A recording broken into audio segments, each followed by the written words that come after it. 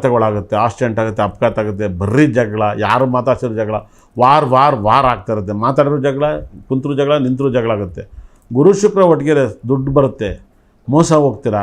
ದುಡ್ಡೆಲ್ಲ ಮಕ್ಳಿಗೆ ಮದುವೆ ಆದಮೇಲೆ ನಿಮ್ಮ ಲೈಫಲ್ಲಿ ದುಡ್ಡು ಖಾಲಿ ಆಗುತ್ತೆ. ಅದೇ ಥರ ಬುಧ ಮತ್ತು ಕುಜ ಇದ್ದರೆ ಸ್ಟ್ರೋಕ್ ಹೊಡಿತೈತೆ, BP ಬರುತ್ತೆ, ಈ ಥರ ಪ್ರಾಬ್ಲಮ್ ಇರುತ್ತೆ ಇವರಿಬ್ಬರು ಕಾಂಬಿನೇಷನ್ ಆದರೆ.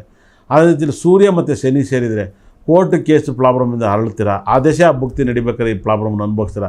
ಚಂದ್ರ ಮತ್ತು ಕುಜ ಗ್ರಹ ಇದ್ದರೆ ಡೈವರ್ಸ್ ಆಗುತ್ತೆ. ಈ ಜಾಗದಲ್ಲಿ ನೋಡಿ ಕಾಂಬಿನೇಷನ್ ಸಾಕಷ್ಟು ಮಾಹಿತಿಯನ್ನು ನೀಡ್ತೀನಿ.